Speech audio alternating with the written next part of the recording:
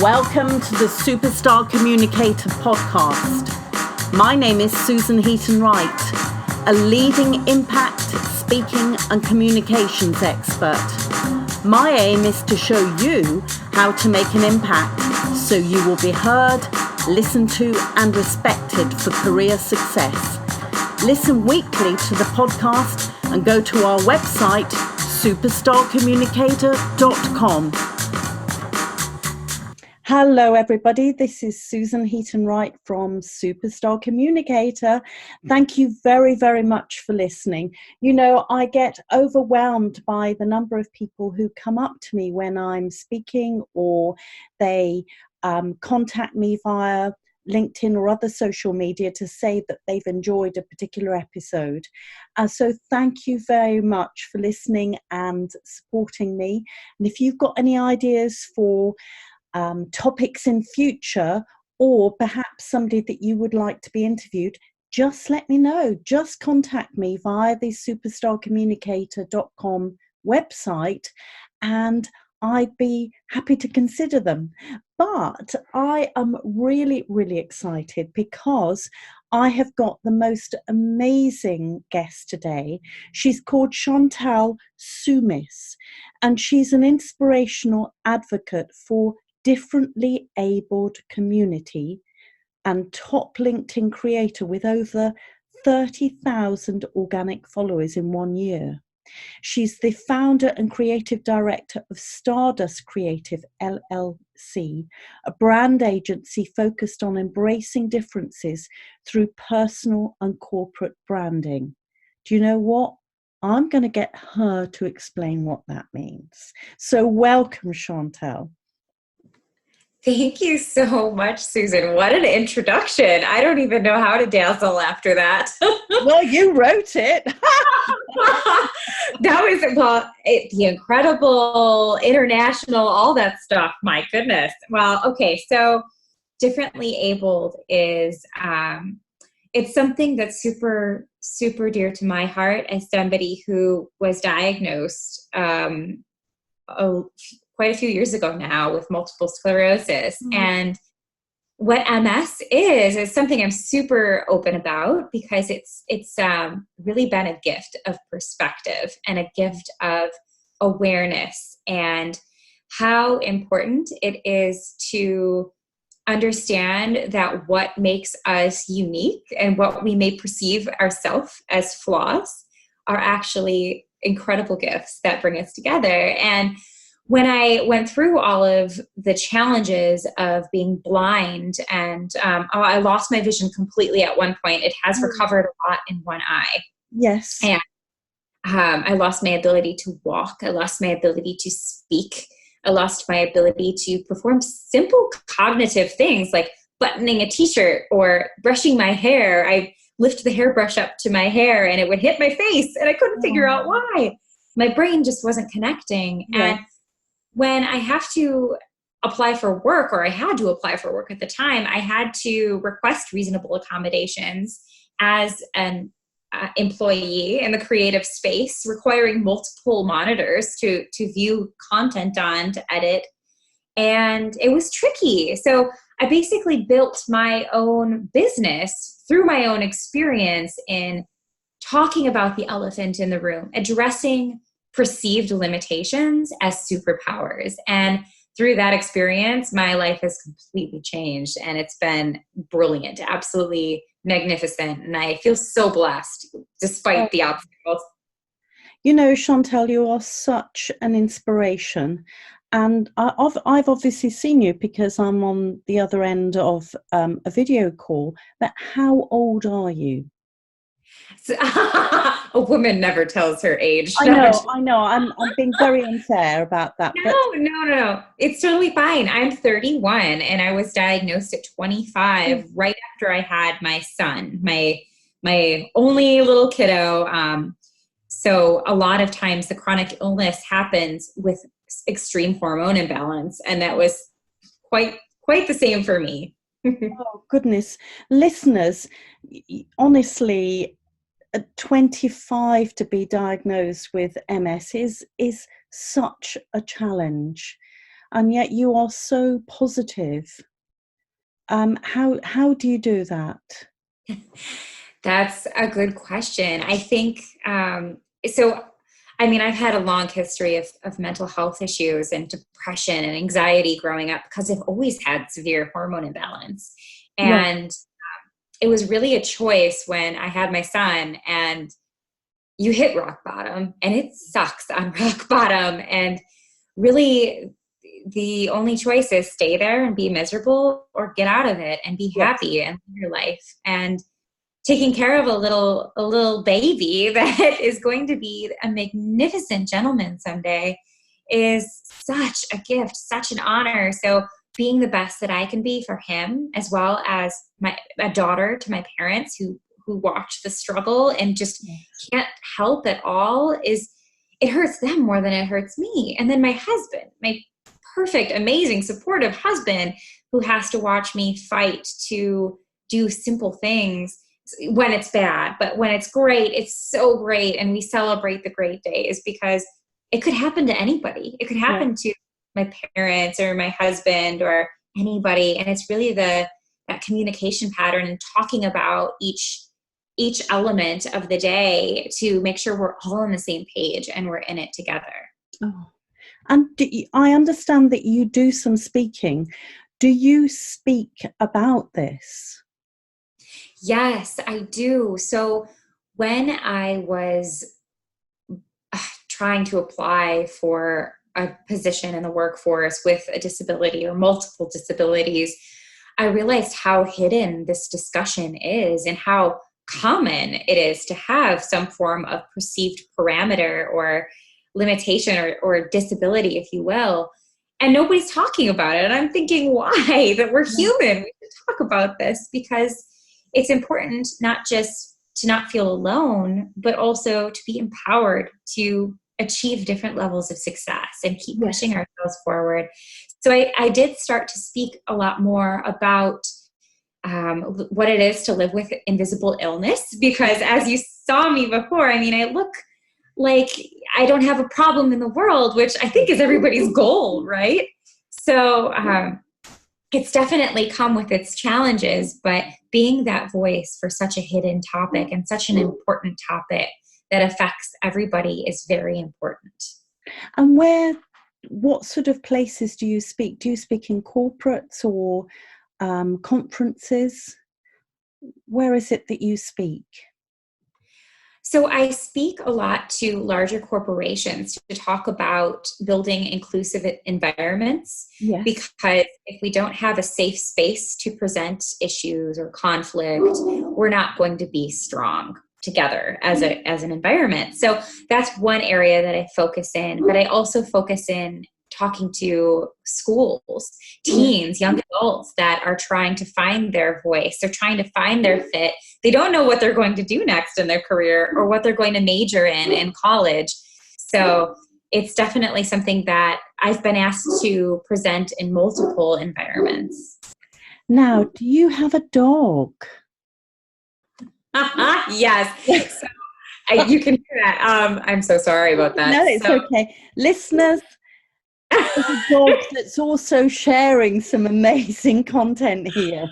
Oh my gosh. Well, it's funny that he chose right now to speak up, because he was actually trained formally as a mobility support dog when I couldn't walk very well. And he's also triggered on emotional response. So to manage anxiety and stress, which is very, very important in managing chronic illness, is something that can tell you when to relax and calm down. And he was trained formally on that, but it's been 5 years since I've really had to utilize him. So he's being naughty, and I apologize for the vocal pup. It's hilarious. Maybe he's sort of saying, calm down, Chantelle. Yeah, probably.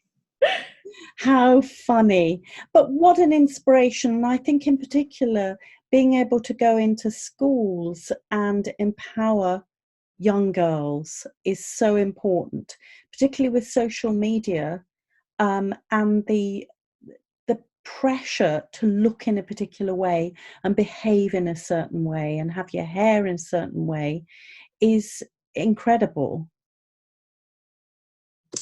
Yes, there's so many unspoken stories that when you listen, you find, and it makes you a better person. And what I found is that just growing up looking a certain way, people always make judgments on the way that you Yes, of course look or they the way do. you carry yourself. Yes, and that unconscious bias is so toxic because it can kill relationships before they even have the chance of Yes. blooming. And I found even with young men and toxic masculinity, these young men try to be tough, and they don't think they can be vulnerable or they can show any kind of weakness, it damages them so much in their mentality, that talking about these things is so important to grow together as a community as well as personally, so that you can really discover what your true strengths are. Oh, definitely. Have you had any questions from students when you've been speaking that you've just had that moment? Oh my goodness, this is going to change the audience, the response. Oh my goodness. It gives me chills thinking about it. There was one presentation I gave to a room full of sophomores from a supportive community, the community that was labeled as quote unquote slow, that they needed that extra helping hand. So they were already being affected by that Oh, label wow. or that So, words. so for, could you explain what that is for the UK or listeners? Yes, absolutely. So, challenged students that might not be getting straight A's, B's, or C's, but maybe falling in the D category, that need to be given that extra helping hand. So Right, it's your special studies, but right. for in the US, that label of being special or needing certain assistance makes you feel less than. It makes you feel like a lesser student. And I have a very personal experience with that, growing up with dyslexia, and I couldn't read till second grade, and I thought that was normal, because my parents they really focused in on not labeling it as such, and I didn't realize that's what it was until I was a young adult. But um, these kids, and I say kids really lightly because they really are young adults, they're so mature, and one gentleman asked me, what if you really just don't feel like you're worth it, like you're just worth the shot at life? And it was that like instant jab to your heart, knowing that these young minds are so vulnerable, and they think that vulnerability is a weakness. Yeah. It's strength. It's the ultimate superpower when you can really dig into that and be open. So that was one massive awareness, just lifting the veil off my eyes to see how important it is to continue advocating to younger minds to feel empowered and grow, as well as the teens and young adults that ask, how do you speak in front of people? Because I often talk about being an introvert, and it's really that fueled by passion. And so many of these young adults are just lost, and they don't have their vision, and they don't have that passion yet. So discovering that is so important. Oh, goodness me. And I know that you do quite a bit of videos on LinkedIn. Now, I know that quite a few of the listeners to this podcast use LinkedIn as a method of networking and communicating with other people in their profession or more generally. What would your tip be for producing or creating an awesome LinkedIn video? That's a good question. Especially somebody from the differently abled community, when I have cognitive like brain fog, right? I won't be able to verbalize things appropriately. So I think just first and foremost, being yourself, be Yes. authentic, be authentic. Don't try to pretend you're perfect or that you have all of your ducks in a row. We're all human and we all have flaws. So you're not fooling anybody.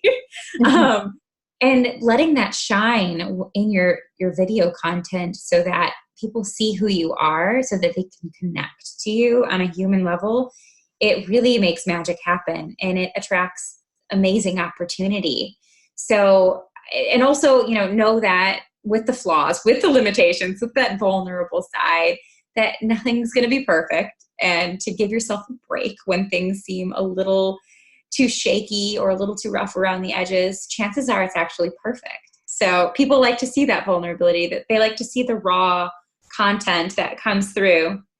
So just don't take yourself too seriously and don't be too picky, because we're always, if you're too picky, you're never going to post it. Let's be honest. Yeah. And so do you do LinkedIn Lives? You know what? I haven't found the value there because of the fact that most of the time, a lot of people unfollow because of the flood of notifications, or the fact that it Oh, just doesn't work in terms of people's workday. So I like the static content videos that I just post out there, and people can go to it at their leisure. brilliant. I'm sure, listeners, you're going to find those tips really, really interesting, because it can be really easy to think, oh, I've got to be in a proper studio and with the excellent lighting, and oh, I didn't quite get that right. But you're correct. Being yourself and being authentic is far more powerful.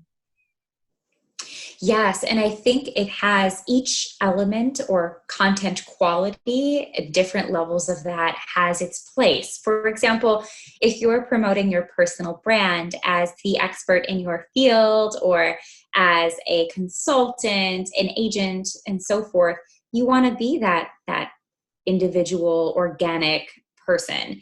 But if you're promoting your business and it's a marketing collateral for that corporation, you're going to need that content quality that is super polished and is in a studio. So really investigating and feeling out what the target is and the purpose is will help you master your video strategy. Fantastic tip.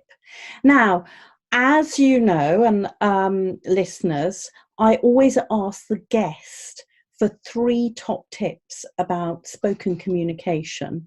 And you've already shared a huge amount of value to everybody, but what would your 3 tips be? So my first tip would have to be empathy, making sure that you're empathetic. And I know that this is something that you'll hear over and over and over again from people suggesting, but especially when people come from different cultures and different backgrounds and different abilities. Sometimes when I speak in front of a room, if it's a rough day for me physically and mentally, I will have to explain. I'll break the ice right away that I have multiple sclerosis and I tend to stammer sometimes when I'm stumbling between thoughts. So bear with me and be patient. So that empathy is so important. Also being patient, right, with people when they are building thoughts together and stringing them into that communication or that storytelling. Again, not everybody has the same skill set, and it's really important to be aware of the various levels and understanding that they are, again, the empathy. I keep saying again, and I feel like I'm just a broken record, but they all tie together. They do, don't they? Yeah. I'm sure that you've had situations where you've been sitting in a room and there's somebody with really negative body language, and you think, oh my goodness, this person isn't listening, or they're grumpy, they don't like what I'm saying. And then at the end, they're the person that comes up to you and says, oh, that's amazing. Or that you find out later that actually they'd had a dreadful day, or they'd heard something really bad, really had bad news. And so at least if you can be kind to other people and, you know, understand that everybody's got challenges in their lives, big or small, and just be kind. Yes, kindness is always cool. It never goes out of style. And being that active listener to understand and canvas the crowd, like you said, understanding where they're from so that you can better understand how to translate that speaking engagement specifically to them and their needs and where their heart is at is so important. Yes. And, you know, it does sound as though when you go into schools in particular, some of the audience are experiencing real challenges at a young age. Yeah. Yes. That adversity is relative and it hits people with that invisible charge. So unless we talk about it and really leverage empathy in the front of our minds, we're not going to really know, which is a shame because then we aren't able to grow together. So it definitely offers unlimited potential and opportunity. Absolutely. So, what's your next tip? So empathy, right? Patience and that listening. So making sure that you are listening actively to the community around you, or even if it's not with your ears, but it's with your just understanding and reading the body language, reading the tone of somebody delivering a question. So you can tell if they're really anxious. And this really is a different way of requesting help. They're desperate, you can hear it in their tone, or if they're very calm and relaxed, and you can deliver it with different words to power through it. There are so many different unspoken attributes that are part of the conversation and communication as well. So I think active listening is going to be the most important piece to really understand before you communicate. So, people often talk about active listening. What is your understanding of active listening? Listeners, I've gone on about this. So, wait for somebody else to say this. Yes, active listening to me is mindfulness. It's awareness of yourself so that you can be aware of others. And that's everything more than just written words or verbal cues, but the tone, the volume, the speed of the way that they're talking, understanding the emotional intelligence behind it all as well is so amazing. It really helps you connect further so that you can communicate clearer.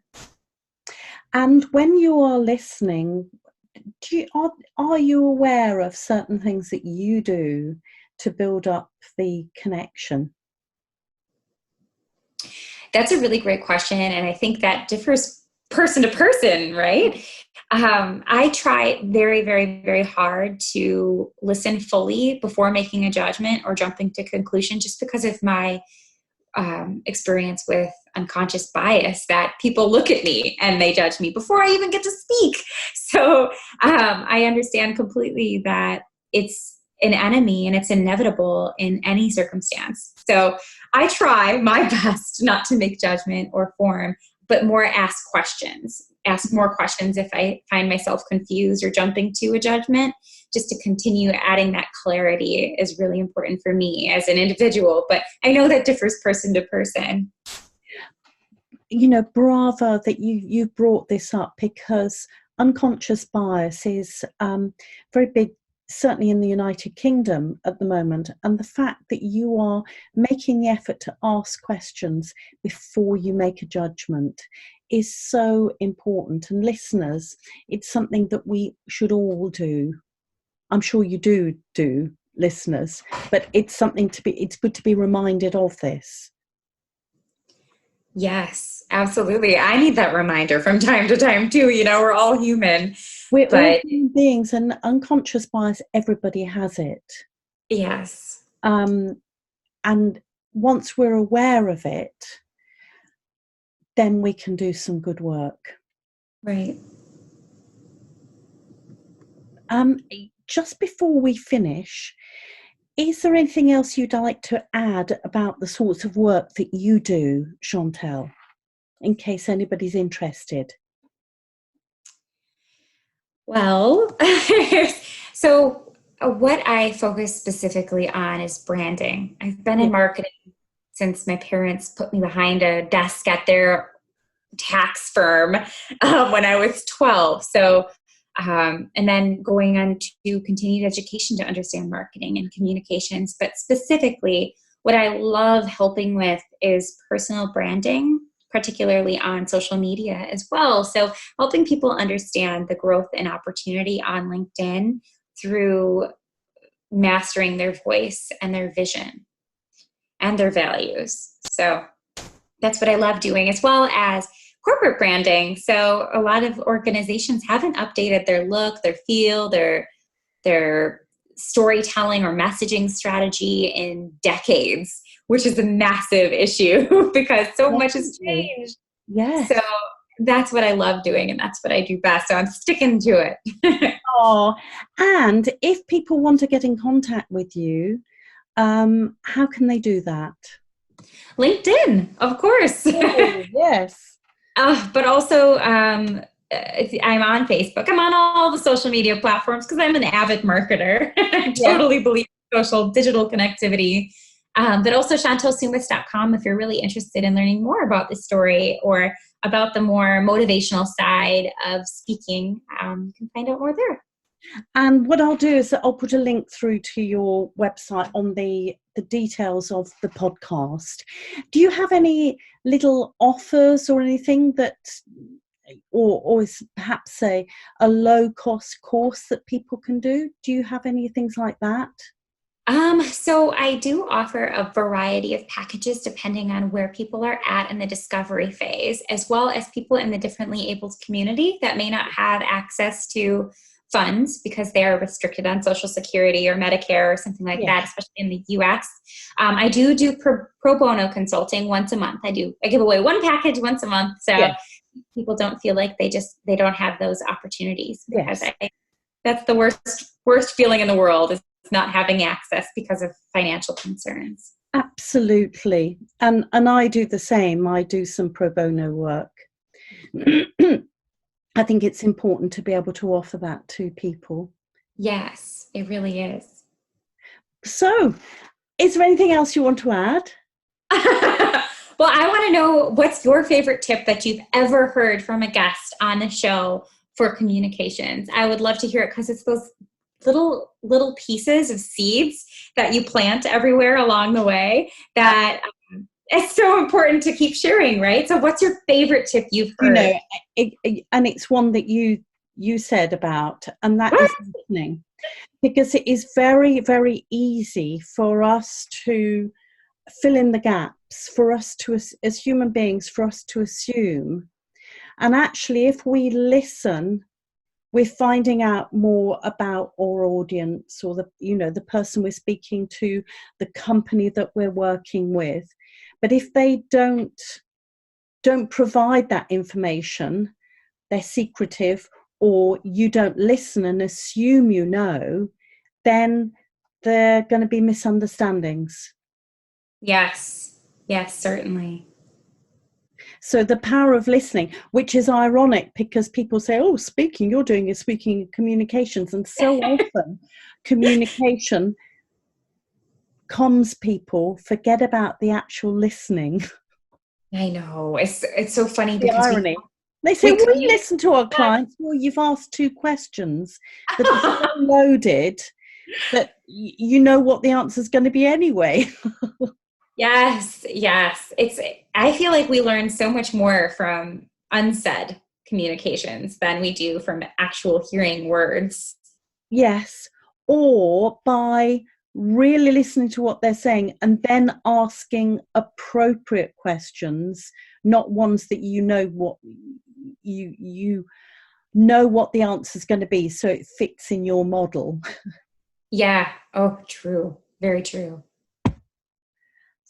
But that's certainly what a theme that has come up with a few people, and also with somebody that I highly respect who did the entire podcast about listening, which was great.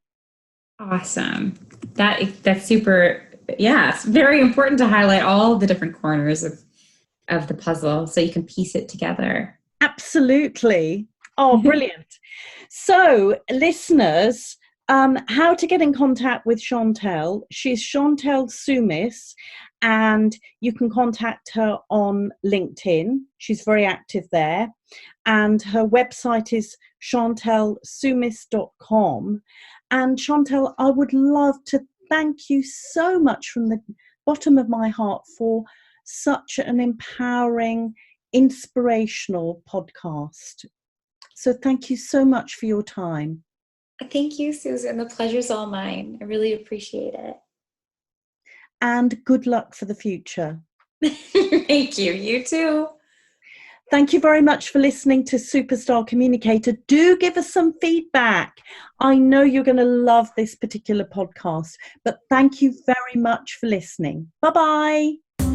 You have been listening to the Superstar Communicator podcast. Don't forget to subscribe and review the podcast on iTunes and on apps. Please contact us if you want to discuss any topic, could suggest a topic for us to include, or a guest who could come onto the podcast. Go to superstarcommunicator.com.